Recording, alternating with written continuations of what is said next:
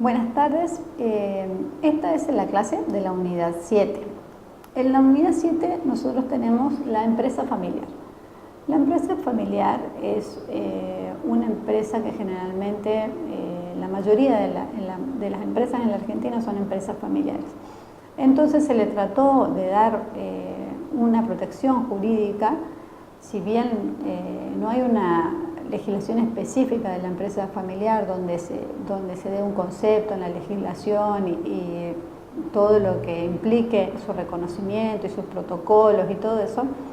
El nuevo Código Civil le otorga mucha protección o mayor protección a la empresa familiar en distintos articulados que ahora los vamos a ver, donde a través de la partición de la herencia o a través de que, por ejemplo, los cónyuges pueden ser socios o distintas nuevas reformas que hubo que ayuda a este instituto de la empresa familiar que es mayoritario en la Argentina. Bueno, entonces la empresa familiar, podemos definir la empresa familiar como aquella organización de los factores de la producción. En la mayor parte del capital se encuentra en manos de los integrantes de una familia, quienes además asumen el gobierno y la gestión de los negocios y proyectan hacia las sucesivas generaciones. De esta definición se desprende que el sistema familiar conjuga tres subsistemas, o sea que es como que uniera lo que es la propiedad, la familia y la empresa. Ustedes entienden que unir la familia y la empresa ya implica conflictos. Más allá de que tiene muchas ventajas, tiene además muchas debilidades, porque a la vez, al ser familia, si nos ponemos a pensar en el común de la gente, las empresas familiares, así como tienen confianza y por ahí prosperan, superan crisis, un montón de cosas, también traen conflictos. Y también o cuando hay diferencia entre hermanos o diferencias o cosas así que traen aparejado problemas. Tienen sus ventajas y sus debilidades.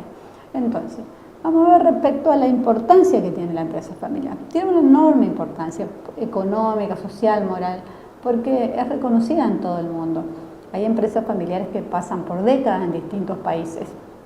Por eso, acá le ponemos a modo informativo distintos porcentajes donde existen, por ejemplo, Italia, el 99% son empresas familiares, Estados Unidos también el 99%, son porcentajes altos, digamos.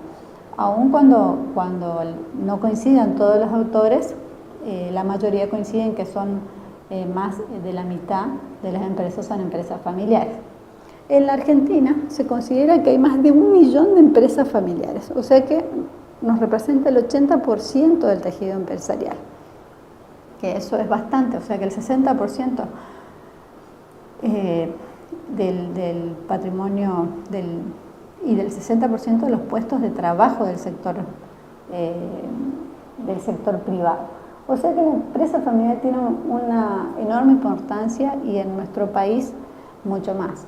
Pero si vemos la comparación con los demás países, la mayoría también tiene empresas familiares. Entonces, tienen distintas clases de importancia, una económica, moral, social, como dijimos. ¿Por qué económica? Porque las empresas familiares, como dije, resisten mejor las crisis. ¿Por qué? Porque generan, mantienen trabajo, pueden llevar adelante proyectos a largo plazo, porque al no estar urgidas por la necesidad de ganar o obtener ganancias inmediatamente. Y el deseo de prosperar como empresa familiar. Aparte también tiene una importancia social, porque en lo social la empresa familiar tiene mejores relaciones con el personal, con la comunidad donde se empeñan y con el medio ambiente circundante. Es como que siempre tienen respeto a las familias que formaron su empresa. Nosotros tenemos un país muy de la costumbre y entonces reconocemos a la empresa de la familia tal que montó la empresa, que empezó de abajo. Entonces generalmente generan mucho respeto. Por eso también tiene una importancia moral, de gran importancia en la empresa familiar, porque congrega dos instituciones muy valiosas de la sociedad humana: la familia con los valores, protección, procreación, culturización, y la empresa, que es generadora de bienes y servicios para atender las necesidades humanas. Pero a su vez, como hablamos, las empresas familiares tienen muchas debilidades. La convivencia en el seno de los dos sistemas distintos, que es el subsistema familiar y el subsistema empresarial. Esta convivencia no es nada fácil. La informalidad de muchas veces, la falta de profesionalización, la falta de planeamiento en el relevo generacional, en la sucesión, en el liderazgo, la falta de planificación de la transferencia patrimonial, que eso también trae problemas, la inexistencia de canales idóneos para la comunicación familiar, o cuando hay una confusión entre límites, fondos, los roles de la familia, la empresa, la propiedad. Entonces, tiene bastantes debilidades y genera bastantes problemas. Una de las soluciones que se encuentra generalmente en la empresa familiar es poder realizar el protocolo de la empresa familiar. ¿Qué es el protocolo de la empresa familiar? Es un acuerdo que regula las relaciones de una familia con la empresa de la que ésta es propietaria. Entonces, en su variante formal constituye un escrito, un instrumento escrito, lo más completo, detallado, donde está firmado por todos los miembros de una familia, que al mismo tiempo son los socios de la empresa. Delimita el marco de desarrollo y las reglas de actuación y las relaciones entre la empresa familiar y su propiedad, sin que ello pueda interferir en la gestión de la empresa y su comunicación con terceros. Entonces, esta es una manera de regular las relaciones de familia en las empresas familiares a través de este protocolo. Este protocolo, las funciones es regular las relaciones, los límites entre la familia y la empresa, la sucesión en la gestión de la empresa, se puede establecer quién va a ser el sucesor, el mantenimiento familiar de la propiedad de la empresa y la sucesión en dicha propiedad. Una función fundamental también es constituir un instrumento para prevenir, gestionar o resolver conflictos entre los familiares y socios. En el protocolo nosotros podemos establecer qué método vamos a utilizar para resolver los posibles conflictos. Pueden establecer que pueden ir a un arbitraje o a una conciliación, a una mediación.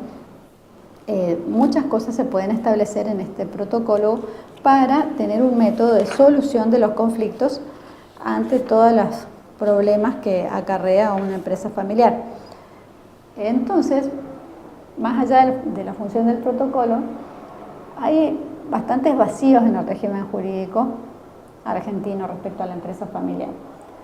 Las RAT para la empresa familiar, ¿qué son las RAT para la empresa familiar? Son las resoluciones alternativas de disputas. ¿Sí? RAT significa resoluciones alternativas de disputas. ¿Esto qué es? Cuando hay disputas en una familia o los conflictos en una empresa familiar, tienen la opción de las distintas resoluciones alternativas, que a su vez nos vamos a remitir a lo que vimos en la bolilla 6, que son las distintas medios alternativos de resoluciones de conflictos, como son la mediación, el arbitraje, la conciliación. Entonces, en el marco de la legislación actual, hay que lograr, como hay un vacío al régimen jurídico respecto a empresa familiar, que lograr las interpretaciones jurisprudenciales integradoras y tutelares. Cada familia debe encarar sí o sí un trabajo de estructuración jurídica, es decir, darle un marco de la legislación vigente para que le otorgue más fuerza jurídica posible a los acuerdos. O sea que la empresa necesita tener una estructuración societaria.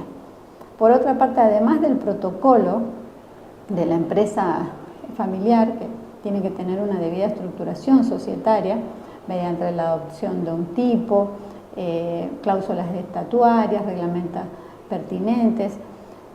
Cabe mencionar que también está la existencia de otros instrumentos jurídicos de sustentabilidad de la empresa familiar, como son los acuerdos accionistas, testamentos, fideicomisos o seguros.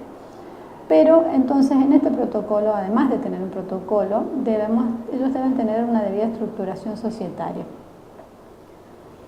Es necesario también que se encaren reformas legales, tanto en el ámbito del derecho de familia como el de sociedades, como el propio de la empresa familiar, sin perjuicio de destacar que hay muchos avances en la materia. Ha traído el nuevo Código Civil y Comercial, nos trajo bastantes avances. Si bien, como ya lo dije, no incluye una legislación especial en materia de empresa familiar que la regule, por ejemplo, su reconocimiento, definición, principio, reglamentación del protocolo familiar, con la publicidad y sus efectos, sí se prevé una serie de modificaciones al régimen antes vigente, donde hay un nuevo marco legal que es muy positivo para el funcionamiento y la continuidad de la empresa familiar. El valor legal del protocolo de la empresa familiar. El protocolo no tiene valor frente a terceros, salvo que se incluyan sus previsiones en los estatutos o reglamentos societarios inscriptos o en fideicomiso o otros contratos traslativos de la propiedad. El Código Civil y Comercial incrementa el valor legal del protocolo entre las partes y frente a terceros conforme a 4 normativas.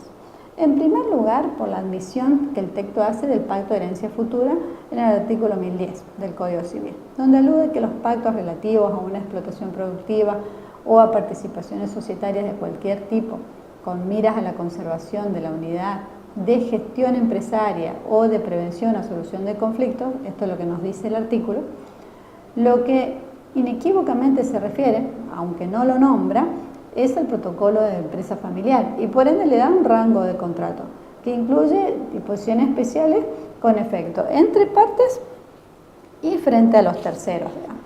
O sea que le da un valor legal más allá de que cuando hace referencia al pacto de herencia futura, más allá de que no lo alude, tiene un lugar en nuestra... Luego, en segundo término, también puede ser incluido el protocolo cuando se habla en la categoría de los contratos asociativos del 1442 y subsiguientes del Código, ya que es tanto de colaboración como de organización y también participativo. Es una clara comunidad de fin, es decir, el funcionamiento y la continuidad de la empresa familiar. Estos contratos tienen libertad de formas, de contenidos y producen efectos entre partes, aunque no estén inscriptos. O sea que también puede ser el protocolo incluido dentro de la categoría de los contratos asociativos. En tercer lugar, también tiene mayor oponibilidad por aplicaciones extensivas a las normas sobre sociedades informales, que permiten la invocación entre socios e inclusive la oponibilidad de sus causas frente a terceros que las conocían al contratar, respecto a los contratos no inscriptos, que sería el 22 y 23 de la ley de sociedades, digamos. Y finalmente, el 1024 contempla también la extensión activa y pasiva de los efectos del contrato a los sucesores universales, salvo inherencia, incompatibilidad o prohibición, lo que autoriza trasladar los efectos del protocolo a los herederos no firmantes. O sea que tenemos distintas maneras de darle valor al protocolo de la empresa familiar. Puede ser incluido como un contrato asociativo, puede ser también aplicación extensiva por las sociedades informales o de las sociedades de la sección cuarta. También puede ser contempla también a los efectos del contrato los sucesores universales. Respecto a las sucesiones y regímenes alternativos de partición hereditaria en relación a la empresa, tenemos la admisión del pacto sobre herencia futura cuando se trata de una empresa familiar. Esta es una de las modificaciones más trascendentes para la empresa familiar. En tanto va a permitir una programación de la sucesión de la propiedad de la empresa. El artículo 1010 del Código, en su segundo párrafo, y como excepción de la prohibición general de pactos sobre herencia futura, establece que los pactos relativos a una explotación productiva o participaciones societarias de cualquier tipo, con miras a la conservación de la unidad de gestión empresaria o a la preservación o solución de conflictos, puede incluir disposiciones referidas a futuros derechos hereditarios y establecer compensaciones a favor de otros legitimarios. Estos pactos son válidos, sean o no parte el futuro causante y su cónyuge, si no afectan la legítima hereditaria, los derechos del cónyuge ni los derechos de terceros. Entonces, estas son distintas modificaciones al Código Civil que ayudan a todo lo que es la empresa familiar. Como hoy les decía, que si bien tiene un vacío legal, hay muchas modificaciones que ayudaron. Por ejemplo, ese pacto de herencia futura, también el aumento de la porción disponible del padre, porque esta porción legítima al heredero forzoso se reduce en el Código Civil y Comercial, pasando de quinta parte a 2/3 partes en el caso de descendiente. Vale decir que se aumenta la porción disponible del testador, que pasa a ser un tercio de los bienes, con los cuales puede favorecer la propiedad de aquellos herederos con vocación de continuar a la empresa, ampliando los márgenes de programación de la sucesión, porque a veces hay herederos que quieren continuar con una empresa y otros no. Entonces esto es una de las modificaciones que ayuda a la empresa familiar. Entonces, también otro es que limita a los parientes políticos, otra de las reformas. Permite al matrimonio con separación de bienes. A través del régimen de separación de bienes se logra que el cónyuge del socio familiar no tenga derecho a reclamar nada de la empresa en caso de conflicto. O sea que la reforma de la separación de bienes también es algo que ayuda, colabora al vacío jurídico que hay en cuanto a empresa familiar. También en los matrimonios por comunidad de ganancias, otorgar el carácter de propio de los resultados capitalizados, que eso está en el artículo 491. Ello impedirá que el excónyuge del socio familiar pueda adquirir por tal circunstancia la calidad de socio e interferir en la empresa familiar. También tenemos que previene y soluciona conflictos.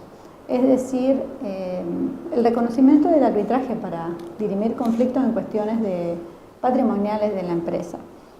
Esto es lo que ya explicamos, que podrían en un protocolo familiar disponer ya en cuanto a soluciones de conflicto o en cuanto a las RAD, proponer dirimir los conflictos ya sea en un arbitraje o en una mediación, en una conciliación, que serían las distintas resoluciones de disputas que puedan aparecer en una empresa familiar.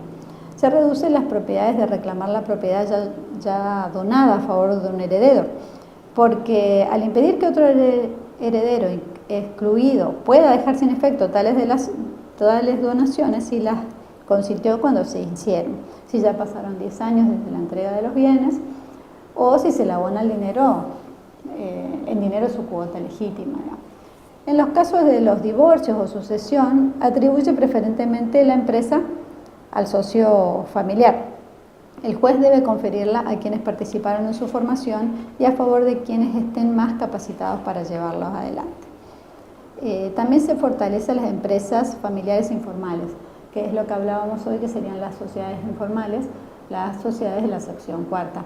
Esta nueva reglamentación por la cual los contratos son oponibles entre socios y frente a terceros que lo conocieran, pueden ser titulares de bienes registrables y que los socios solo responden en forma mancomunada por las deudas sociales. Esto significa un fortalecimiento a las empresas familiares.